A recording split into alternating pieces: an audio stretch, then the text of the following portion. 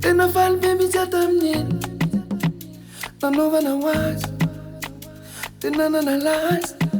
tsapako fa mamey rehefa enao no manome nefa ataovy molomolo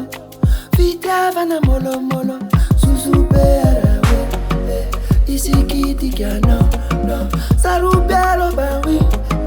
fanahoana satria isikaro fona molomolo fakatiavana molomolo jawotikana alanolo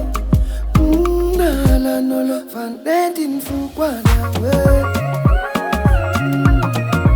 nentiny fokwana mina mina nentiny fokwana we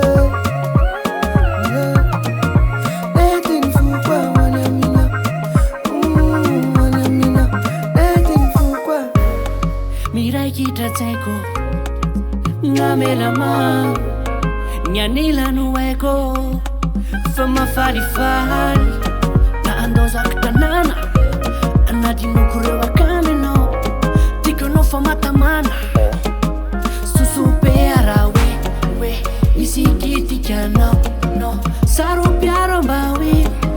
fanahoana satria sekaro fona molomolo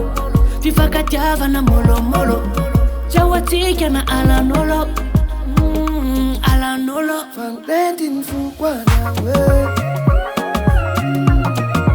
nentiny fokwana mina nentiny fokwana we nentiny fokwana mina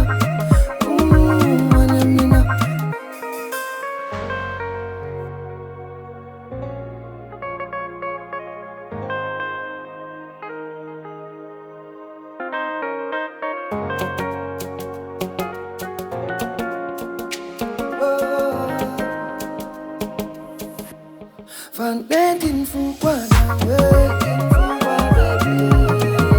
nentiny fokwana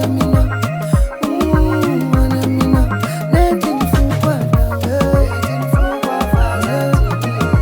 nentiny fokwana mina nentiny fokwana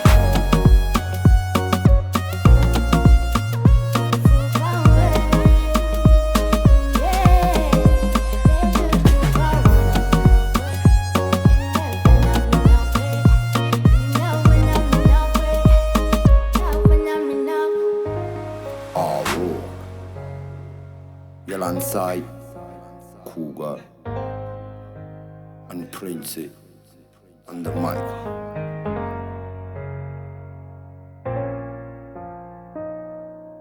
Ovar on the beats. Oh.